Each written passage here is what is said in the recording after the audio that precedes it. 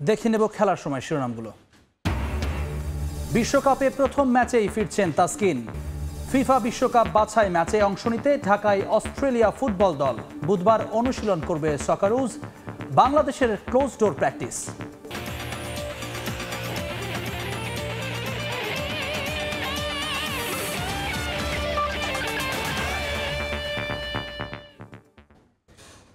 হাতের চোটের জন্য বিশ্বকাপে শ্রীলঙ্কার বিপক্ষে ম্যাচ থেকে ছিটকে গেলেন পেসার শরীফুল ইসলাম। তবে সুখবর আছে তাসকিনকে নিয়ে। সোমবার বিকেলে ডালাসে বোলিং অনুশীলন করেছেন স্পিড স্টার। বুধবার আর এক সেশন অনুশীলনের পর নিশ্চিত হওয়া যাবে শ্রীলঙ্কা ম্যাচে তাকে পাওয়ার বিষয়টি। যুক্তরাষ্ট্রের ডালাস থেকে আরও জানাচ্ছেন সাজিদ মুস্তাহিদ। বিশ্বকাপের আগে ব্যাটিং নিয়ে চিন্তা থাকলেও দলের শক্তির জায়গা ছিল বোলিং। বিশেষ করে বললে নতুন বলে তাসকিন শরীফুল জুটি যে কোনো দলেরই পরীক্ষা নেওয়ার জন্য যথেষ্ট ছিল। কিন্তু জিম্বাবুয়ে সিরিজে তাসকিন আর ভারতের বিপক্ষে প্রস্তুতি ম্যাচে শরীফুলের ইনজুরি বোলিং আক্রমণ নিয়েও চিন্তা বাড়িয়েছে। তবে শ্রীলঙ্কার বিপক্ষে প্রথম ম্যাচের আগে ফিট হতে সব চেষ্টাই করে যাচ্ছেন তাসকিন আহমেদ। ডালাসে পুরো দল বিশ্রামে থাকলেও পেস বোলিং কোচ, ফিজিও ও ফিটনেস ট্রেনার নাথান কেলিকে নিয়ে ইনডোরে বোলিং অনুশীলন করেছেন তাসকিন। ছোট রান আপে 3 ওভার বোলিং করা তাসকিনের শরীরী ভাষাতেও স্পষ্ট ছাপ, দ্রুতই ফিরবেন মাঠে। দলের ফিজিও শোনালেন আশার কথা। বোলিং সেশন আমরা ওকে করাবো, সেটা হচ্ছে 5 তারিখে। যদি আমরা ওইটা আউটডোরে করতে পারি ভেরি গুড। আর ওই দিনে হচ্ছে ও ফুল রান আপ ফুল ফেজে বল করবে। 100% কখনোই অ্যাকচুয়ালি যে কোনো ইঞ্জুরির পরে যথাযথ বলা যাবে না। 3টা সেশনেই যে ও একদম 100% ফিট অবস্থায় এসে পড়বে বা বোলিং আউটলোডের অবস্থায় ঠিক আসবে, এটা কখনোই বলা উচিত না।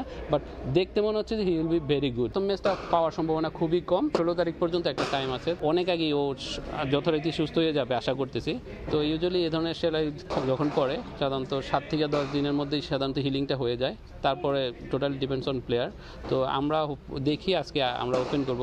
শরীফুলের মাঠে ফেরা নিয়ে নিশ্চিত দিনক্ষণ জানা না গেলেও এখনই তার বদলি হিসেবে কাউকে দলে নিচ্ছে না বিসিবি। প্রথম 2 ম্যাচ মিস হলেও বিশ্বকাপের ওয়েস্ট ইন্ডিজ পর্বে তাকে পাওয়ার আশা করছে টিম ম্যানেজমেন্ট। সাজিদ মুস্তাহিদ, সময় সংবাদ, ডালাস, যুক্তরাষ্ট্র। যুক্তরাষ্ট্রের ডালাসে বৃষ্টির কারণে আউটডোরে ঐচ্ছিক অনুশীলন করতে পারেনি বাংলাদেশ ক্রিকেট দল। ইনডোরে অনুশীলনের সুযোগ থাকলেও টিম হোটেলেই সময় পার করেছেন শান্ত, লিটন, সাকিবরা। অন্যদিকে টাইগারদের মতো বসে না থেকে ইনডোরে অনুশীলন করেছে পাকিস্তান ক্রিকেট দল।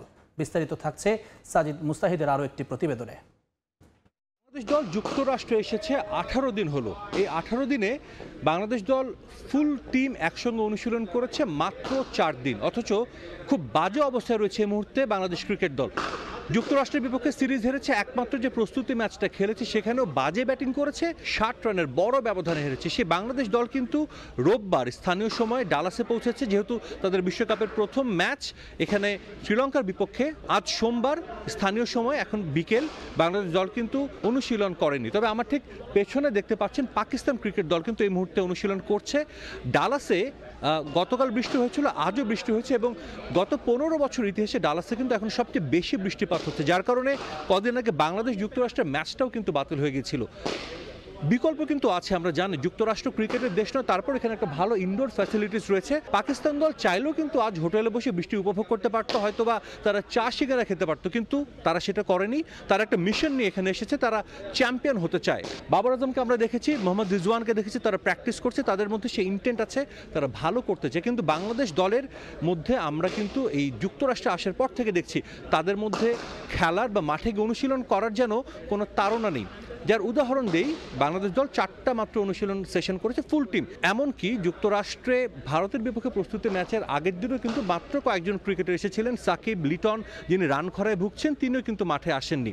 একটা বিষয় স্পষ্ট হয় যে বাংলাদেশ দল কিন্তু আমরা দেখেছিলাম 2023 ওয়ার্ল্ড কাপে তারা বলেছিল যে সেমিফাইনাল খেলার স্বপ্ন নিয়ে যাচ্ছে। এবার কিন্তু আমরা জানি টি-20 ফরম্যাট বাংলাদেশ দল একেবারেই বাজে খেলে। দেশের মাটিতে জিম্বাবুয়ের বিপক্ষে লাস্ট ম্যাচে বাজেভাবে হেরেছে, যুক্তরাষ্ট্রের বিপক্ষে সিরিজ হার, ভারতের বিপক্ষে ভরাডুবি, বাজে টপ অর্ডারের কোনো রান নেই। তাদের এই মুহূর্তে যেটা করা উচিত ছিল, ব্যাটিং কোচ আছে বাংলাদেশ দলের, সেই কোচকে নিয়ে এসে এরকম ইনডোরে টাইম স্পেন্ড করা এবং পাকিস্তান টিম বিকেল অনুশীলন করছে, বাংলাদেশ দল চাইলেই কিন্তু এই ফ্যাসিলিটিস ব্যবহার করতে পারতো দিনের বেলা সকালে, কিন্তু তারা সেটা করেনি। শুধুমাত্র তাসকিন আহমেদ যিনি চোটের মধ্যে আছেন, সেই তাসকিন এসে এখানে বোলিং অনুশীলন করেছেন। বাকিদের মধ্যে অনুশীলন ভালো করার কোনো তাড়না কিন্তু দেখা যাচ্ছে না। ডালাসে আমরা আছি, বাংলাদেশের ম্যাচ আর বেশ কয়েকদিন পর, আজ 3 তারিখ ডালাসে, 7 তারিখ বাংলাদেশের ম্যাচ রয়েছে। সেই ম্যাচের আগে কিন্তু বাংলাদেশের আরও অন্তত 3টা অনুশীলন সেশন করার কথা রয়েছে। তবে যদি তারা আশায় থাকে যে আমরা মাঠে গিয়ে অনুশীলন করবো, হয়তো সেখানে সেটা সম্ভব হবে না। তার কারণ আমরা পূর্বাভাস দেখেছি, আবহাওয়া পূর্বাভাসে, যে ডালাসে কিন্তু আরও 2 দিন অন্তত বৃষ্টি হতে পারে। তার মানে বাংলাদেশ দল হয়তো সেই 2 দিনও হোটেলে বসে চা সিংড়া খাবে, তারা বৃষ্টিটা উপভোগ করবে। ডেফিনেটলি বাংলাদেশের পরের ম্যাচটা অনেক গুরুত্বপূর্ণ। শ্রীলঙ্কা খুব বাজেভাবে হেরেছে সাউথ আফ্রিকার সাথে।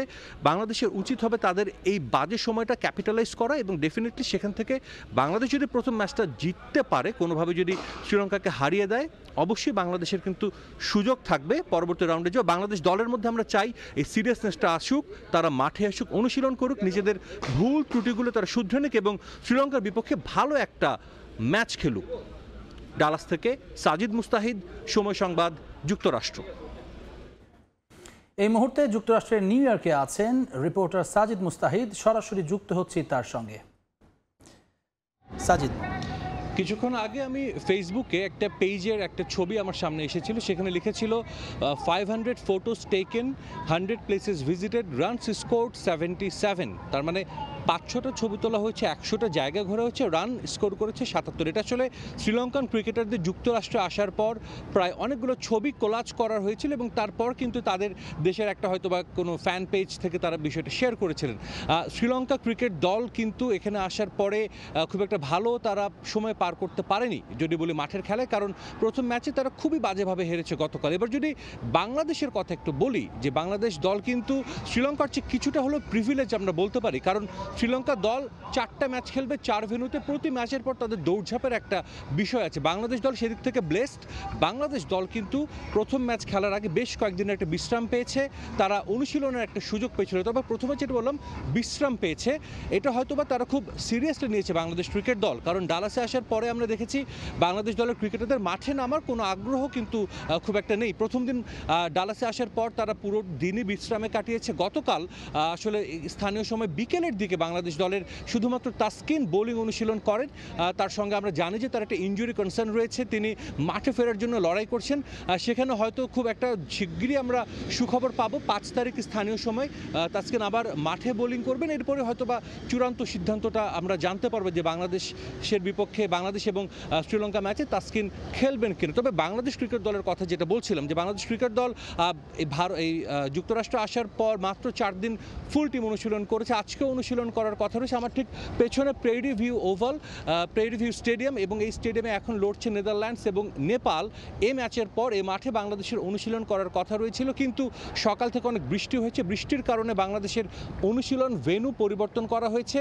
আসলে বাংলাদেশ দল এখন অনুশীলন করবে এখান থেকে প্রায় 42 কিলোমিটার দূরে একটা প্রাইভেট একটা ইনডোর ফ্যাসিলিটিস আছে, মাস্ট্যাং ক্রিকেট একাডেমি, সেখানে তারা অনুশীলন করবে। সেটাও প্রায় বাংলাদেশে আমরা যদি বলি যে ঠাকুরগাঁ থেকে পঞ্চগড়ের দূরত্ব যেরকম 38-39 কিলোমিটার, তার চেয়েও বেশি। তো বাংলাদেশ গতকাল কিন্তু লাস্ট মোমেন্ট এটা চেঞ্জ করেছিল, তবে আজকে আমাদেরকে বেশ কিছুক্ষণ আগেই জানিয়ে দিয়েছে বাংলাদেশ দল কিন্তু এই অনুশীলন ছাড়া বাকি সব কাজে বেশ ভালো মতো করছে। আমরা যদি দেখি যে তারা আমরা দেখেছি নিউ ইয়র্কে তারা বারবিকিউ পার্টি করেছে, এখানে এসে বিভিন্ন প্রোগ্রামে তারা অংশগ্রহণ করছে, কিন্তু অনুশীলনটা করছে না। আজ বাংলাদেশ দল অনুশীলন করবে, সেখানে নিশ্চিতভাবে আমরা যাব এবং জানার চেষ্টা করব যে বাংলাদেশ দল কেন অনুশীলনে এত তাদের অনীহা এবং তারা শ্রীলঙ্কা ম্যাচ নিয়ে কী পরিকল্পনা করছে। তো আমার কাছে ডালাস থেকে এই ছিল সবশেষ খবর। সরাসরি যুক্ত ছিলাম নিউ ইয়র্কে। বেসবল, ফুটবল মাঠ থেকে ক্রিকেট বিশ্বকাপের ভেন্যু যুক্তরাষ্ট্রের ডালাসের গ্র্যান্ড প্রেরি স্টেডিয়াম অংশ হয়ে গেছে দেশটির ক্রিকেট ইতিহাসের। বিশ্বকাপের জন্য সংস্কার করে বাড়ানো হয়েছে মাঠের দর্শক ধারণ ক্ষমতা। শ্রীলঙ্কার বিপক্ষে ম্যাচ দিয়ে এখান থেকেই বাংলাদেশ দল শুরু করবে তাদের বিশ্বকাপ মিশন। ডালাস থেকে সাজিদ মুস্তাহিদের আরও একটি রিপোর্ট। ডালাস বিখ্যাত NFL NBA-র জন্য, কিন্তু সেই ডালাসে কিন্তু এবার বিশ্বকাপের হোস্ট সিটি। প্রথমবারের মতো বিশ্বকাপ অনুষ্ঠিত হচ্ছে যুক্তরাষ্ট্রে, এবং সেই বিশ্বকাপের প্রথম ম্যাচটাই কিন্তু অনুষ্ঠিত হয়েছিল এই গ্র্যান্ড প্রেরি ক্রিকেট স্টেডিয়ামে। এ মাঠে কিন্তু বাংলাদেশও শুরু করবে তাদের বিশ্বকাপ মিশন। সে ম্যাচের আগে এবার একটু দর্শকদের দেখে নেব নতুন নির্মিত স্টেডিয়ামটি কেমন করেছে। যুক্তরাষ্ট্রে টি-20 বিশ্বকাপের 3 ভেন্যুর একটি গ্র্যান্ড প্রেরি স্টেডিয়াম। যদিও শুরুতে এটা ক্রিকেট ভেন্যু ছিল না। 2008 সালে উদ্বোধন হওয়া স্টেডিয়ামটি 2019 পর্যন্ত আমেরিকান প্রফেশনাল বেসবল দল টেক্সাস এয়ারহক্স ব্যবহার করে। এ মাঠে ইউএসএ লিগ ট্যুর ফুটবল দল টেক্সাস ইউনাইটেডও খেলেছে। তবে এখন এটা পুরো দস্তুর ক্রিকেট ভেন্যু। মার্কিন যুক্তরাষ্ট্র বিশ্বকাপের প্রথম ম্যাচটাও হয়েছে এ মাঠেই। 2020-এ মাঠটিকে লম্বা সময়ের জন্য নতুন করে লিজ নেয় যুক্তরাষ্ট্র ক্রিকেট। $20 মিলিয়ন খরচ করে স্টেডিয়ামটি পুনর্নির্মাণ করা হয়। যোগ করা হয় আধুনিক ক্রিকেটের সব সুযোগ সুবিধা। গেল বছর মেজর লিগ ক্রিকেটের ম্যাচও অনুষ্ঠিত হয় এ মাঠে। টেক্সাস সুপার কিংসের home venue Grand Prairie stadium. বিশ্বকাপের জন্য ব্যাপক সংস্কার করা হয়েছে, যা স্টেডিয়ামটিকে দিয়েছে নতুন রূপ। বেড়েছে দর্শক ধারণ ক্ষমতাও। আয়তনে খুব একটা বড় না হওয়ার কারণে grand prairie high scoring venue. গেল বছর মেজর লিগ ক্রিকেটের 12 ম্যাচের 7টিতেই 175 রানের বেশি স্কোর হয়েছিল। দুবার 200+ রান হয়েছে এ মাঠে। আধুনিক সব ধরনের সুযোগ সুবিধাই রয়েছে গ্র্যান্ড প্রেরি স্টেডিয়ামে। 7200 দর্শক ধারণ ক্ষমতা সম্পন্ন এই স্টেডিয়ামটি শুধু বিশ্বকাপের মতো টুর্নামেন্টের জন্য ধারণ ক্ষমতা 15,000 উন্নীত করা হয়েছে। মাঠের ড্রেনেজ ব্যবস্থাও বিশ্বমানের। বিশ্বকাপের 4টি ম্যাচ অনুষ্ঠিত হবে এই ভেন্যুতে। এরই মধ্যে 2টি শেষ, বাকি 2 ম্যাচের একটিতে বাংলাদেশের প্রতিপক্ষ শ্রীলঙ্কা, অন্য ম্যাচটিতে স্বাগতিক যুক্তরাষ্ট্রের মুখোমুখি হবে পাকিস্তান। যে কোনো নতুন খেলার প্রসারে শুরুতেই যেটা প্রয়োজন সেটা হলো বড় অঙ্কের অর্থ বিনিয়োগ। যুক্তরাষ্ট্রের অর্থ আছে এবং তারা ক্রিকেটের প্রসারে সেটা বিনিয়োগও করছে, যার প্রমাণ এই গ্র্যান্ড প্রেরি স্টেডিয়াম। যুক্তরাষ্ট্রের ডালাস থেকে সাজিদ মুস্তাহিদ, সময় সংবাদ। বিশ্বকাপে নিজেদের প্রথম ম্যাচে মাঠে নামছে সাবেক চ্যাম্পিয়ন ভারত। প্রতিপক্ষ ইউরোপের দেশ আয়ারল্যান্ড। নাসাউ কাউন্টি ক্রিকেট স্টেডিয়ামে ম্যাচ শুরু হবে বুধবার রাত 8:30টায়। এই ম্যাচের আগে আলোচনায় টিম ইন্ডিয়ার opening slot. Virat Kohli, Sanju Samson নাকি যশস্বী জয়সওয়াল? ম্যাচের আগে উইকেট দেখে সিদ্ধান্ত নিতে চান কোচ রাহুল দ্রাবিড়। বাংলাদেশের বিপক্ষে প্রস্তুতি ম্যাচে রান করে একাদশে জায়গা নিশ্চিত করেছেন ঋষভ পন্থ। ব্যাটে বলে এই দলটার এক্স ফ্যাক্টর হতে পারেন শিবম দুবে। একাদশের বাকি নামগুলো প্রত্যাশিত, তবে ম্যানেজমেন্ট ভাবছে নিউ ইয়র্কের স্লো আউটফিল্ডার ড্রপ ইন পিচ নিয়ে। এদিকে আয়ারল্যান্ড আছে ছন্দে। সাম্প্রতিক সময়ে তারা হারিয়েছে পাকিস্তানকে। উইকেটের বিবেচনায় লড়াইটা হতে পারে জম্পেশ।